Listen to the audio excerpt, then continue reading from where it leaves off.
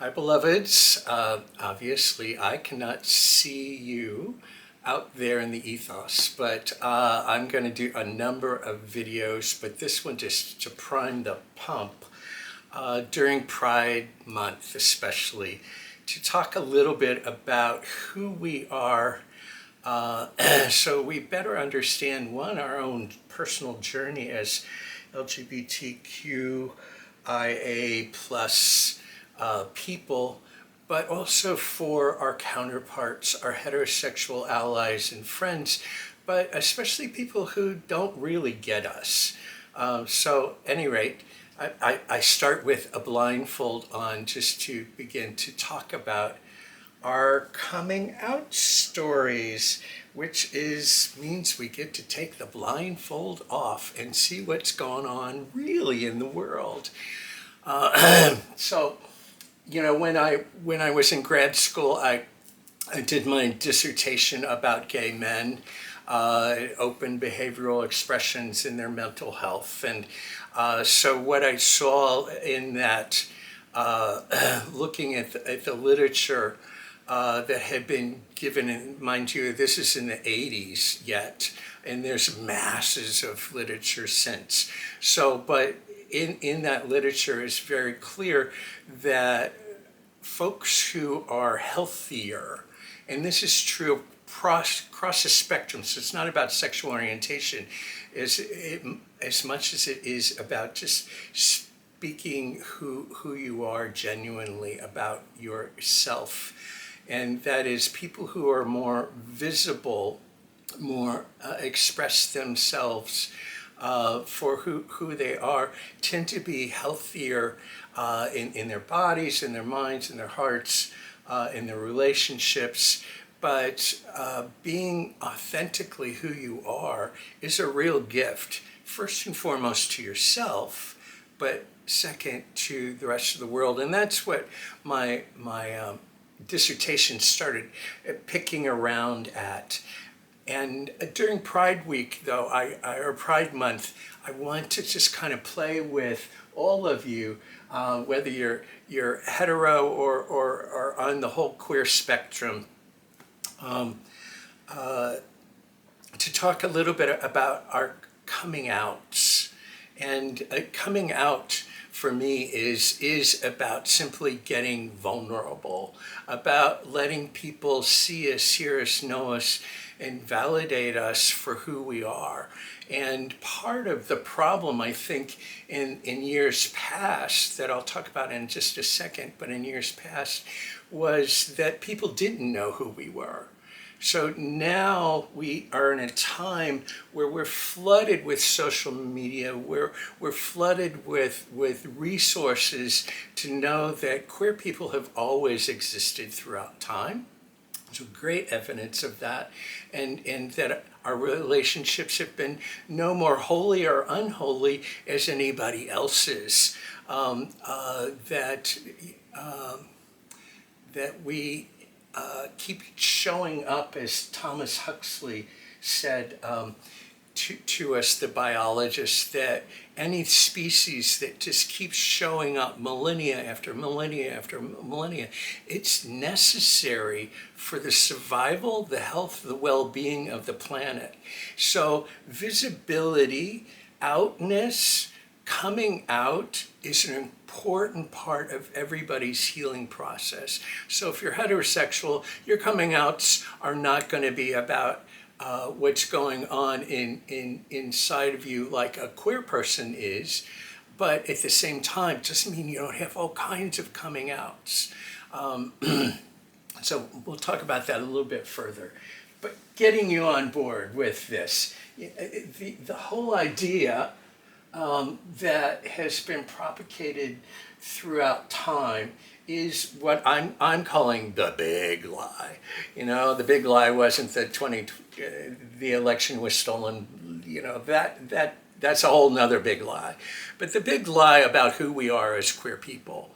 And so bad theologies, bad interpretations, whether it's from any text, from any religion that has pivoted, gay people or queer people as something less than, as wounded, as sinful, as inferior, as an abomination, as abnormal. All of those things are not divinely inspired, and they're bad interpretations. And I'll go into that in another video. But just know that part of what we're confronting when we talk about confronting our own internalized homophobia, whether we're queer or whether we're straight, is we've got all these years of the big lies being told about us and that continue to be propagated about us. So that's real important. So bringing that into, when I was lived in Cincinnati and was an adjunct professor at the university, and I was a psychotherapist doing all kinds of stuff in queer studies, and I would go and work for the health department during the period that AIDS was really coming onto the scene. And I'd work with health professionals, doctors, physicians, caregivers, who are predominantly straight, to help them understand who we are as queer people, and giving them what was a really simplistic little model done by someone named Cass. So the Cass model of identity formation.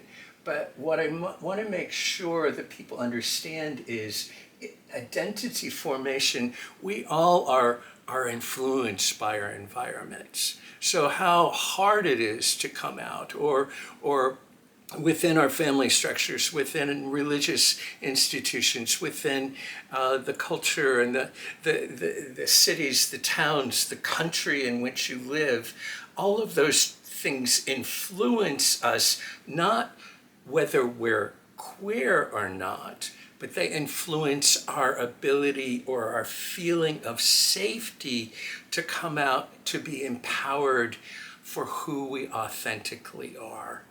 One of the things that you see a lot on going, when is there going to be a heterosexual Pride Day? And it's just like, well, you don't need one. You don't need one because heterosexual people around their heterosexuality have not been oppressed. Now, there may be oppressions within heterosexuality. Absolutely there are. And it's not about their identity, though. So that's where the model starts off, is all of this stuff is important information, but we're born this way.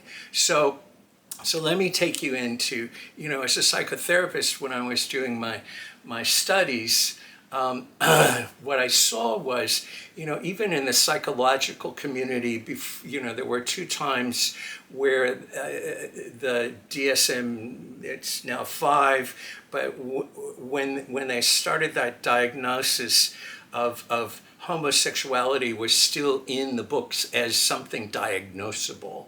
But why was it diagnosable? It was diagnosable because of its subject samples.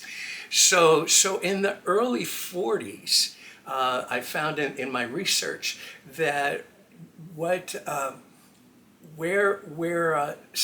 psychologists were beginning to use their subject samples started in prisons. Think about it. So you go to a prison and you try and assess the psychological health of people who are having sex with men who are having sex with men.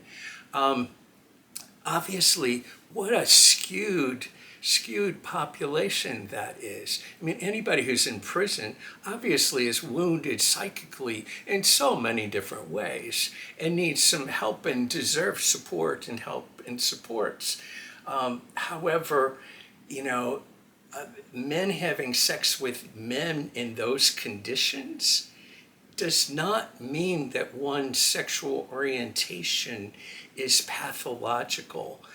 So all the millions of studies now that have been done since that time and that helped to actually shift from homosexuality being diagnosable was they just changed the subject sample. So if you just start getting broad subject samples of all queer people and you start looking at their mental health, their well-being, you start finding a whole thing. We're just as normal and just as crazy as everybody else. But because of the structures of woundedness and how we've internalized that, but it's not because we're queer, it's because we've had to navigate in a world that says you are not intrinsically okay or you're not intrinsically a gift of God. And so that's what I want to challenge right now and take you through this real quick little CAS model of identity formation. So their model started with denial. So, it's kind of, you got your blinders on and oh my God, I have this invasive thought of, wow, I'm attracted to the same sex, male, female, gender wise. And oh, how uncomfortable that is and how that starts creating confusion or even comparing yourself with your heterosexual peers. All of us queer people have probably gone through that stage. And in the current time, many of us get to move through it rather quickly just because we know there's zillions of queer people out there. However, I also want to dispute, I heard one of our beloveds recently say, well, there are more queer people now than there ever were on the planet. I don't know that that's true. What I do know is true is that we're in a more open environment, even though the antagonism and the horrors and the hate and the persecution and the punishments against us are rising up again. We are also rising up and saying who we are, and the world gets to see us. It's kind of like, I grew up in Christianity, and we used to sing a song, you will know them, meaning Christians, by their love. Well, I think, getting to know queer people is to get to know us by our love and how we love, where we love, who we love, how we serve the world, how we can contribute to the world and make it a better place. So all this starts you off, which gets you into, though, of tolerance. And tolerance is a stage, I'll call it a self-hatred stage, or where you're starting to confront your own internalized homophobia. And that's a conflictual time. And I see, if we look at the political realm, we've got Pete Buttigieg here who kind of hits into the synthesis stage. He's gone through all this stuff, but is authentically who he is, proud of it, sharing that love with the world and how it's empowered him to be who he is. And yet we've got the counterparts in the Trump administration of a couple queer men, gay men, who are riding on the coattails of all of us liberationists that allow them to be in power, and yet they are denying us our basic rights. So just because we're queer, is one of our brothers, John Ballou, once talked about, is being gay. There's more to being gay, and it's more about a calling. So do we wake up to, what are we doing here? Why are we here? Why did we, in some theologies like Hinduism, why did we choose to come into these queer bodies to manifest our love with each other? So confronting the tolerance stage and moving through that and going, oh my God, I have so many gifts in there, but I've been told that it was all ugly or bad or dysfunctional or whatever, gets us to pride. And pride it's the fun stage in the sense that whoops, I skipped one. So tolerance in there is supposed to be acceptance. So the acceptance stage is, oh, finally get it. I'm gay, I'm queer, I am who I am. And there's just like, I'm starting to put all the pieces together. But moving from that is not only I am who I am, but the next stage is about pride. And it's pride is when you get it that, oh, all this, oh, forgive me, but I'll call it crap. This crap that's been thrown at us from the time we were infants, growing up, is not true. And so in pride, you will oftentimes see people being, I'm queer, I'm here, get over it kind of thing. So it's just like, no, I'm not okay with policies that deny me who I am, deny my rights. So you'll find in pride people starting to go, oh, not only am I owning this for myself, but we are a whole queer tribe of folks, and all of us deserve all of the same equal opportunities and rights that everybody else does. So, and in Pride Month, it kind of has triple meetings for us, moving into synthesis. And synthesis is that place where everything starts falling together. Wow, not only am I good being gay, being queer, being whatever the letter on the spectrum of the rainbow that you find a true identity in, but it's going, wow, I am who I am, and so not having to kind of be so charged up all the time about fighting back. It's a softening of, I will fight the good fight, and at the same time, nobody can steal from me who I am, the gift of who I am, the gifts that I offer the world.